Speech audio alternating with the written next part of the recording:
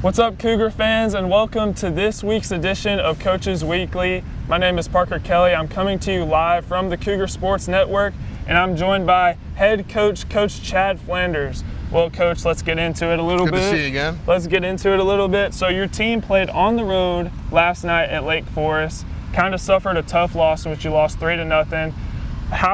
What have you learned about your team from the previous 3 games that are going to help your team as you're entering into conference play?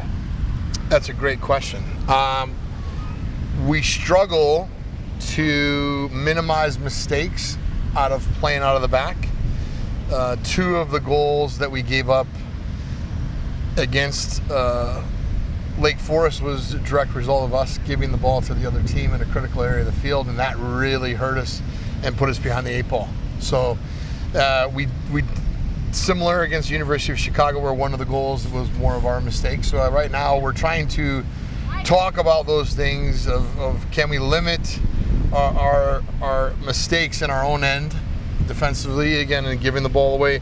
Even though it's an attacking thing, it's in our defensive area, which obviously if you lose it there, they're not far away from scoring a goal. Right. So we're discussing our tactics a little bit, and we might be changing a little bit of what we do out of the back, because right now we're really shooting ourselves in the foot, so to speak, if that makes sense. So I mean, we're putting ourselves in a deep hole real early in a game, and then trying to battle back, and it's just difficult to do. Well, as I mentioned previously, team's getting ready to enter into conference play. The home opener tomorrow against Benedictine. So where is the team's mindset, and what are the coaches' mindset heading into this week? I think the guys, I think we had a talk as a group. Then they had a talk as a group. I think they're trying to get themselves to go in a better direction.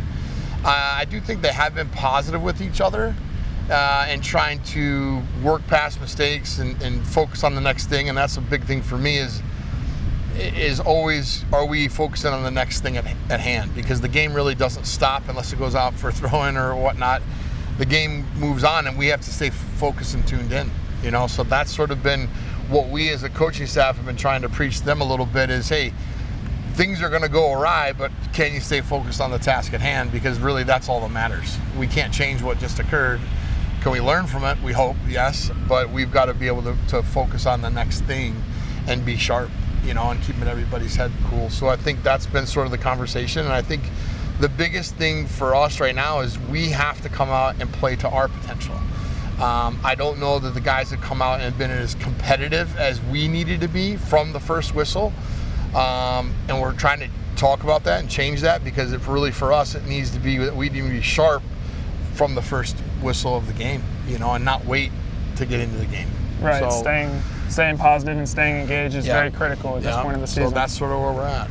So the team has already entered into a busy week. As I mentioned, playing on the road last night at Lake Forest, playing tomorrow at home against Benedictine, and then on Saturday going up to Edgewood. How are the coaches prioritizing rest and rejuvenation for the players during this busy week? Well, we tried. We like today, a lot of the guys that played probably over 70 minutes, 65-ish, 70 minutes, we had them do just a light stretching and movement and sort of low intensity activity, knowing that their legs are substantially heavier than some of the other guys. Right. The other guys, we did train them with a bunch of the guys that maybe didn't travel.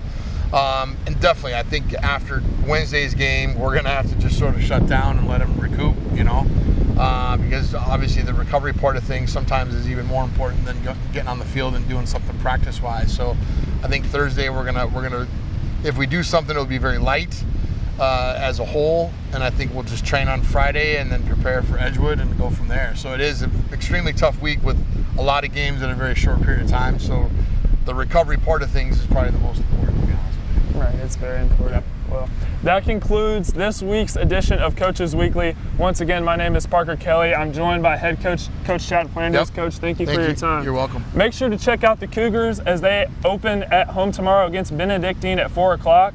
And for all things CUC men's soccer, make sure to check out the athletics website at cucougars.com. Once again, I want to thank all the viewers for tuning in today. Hope you all have a great week, and as always, go Cougars.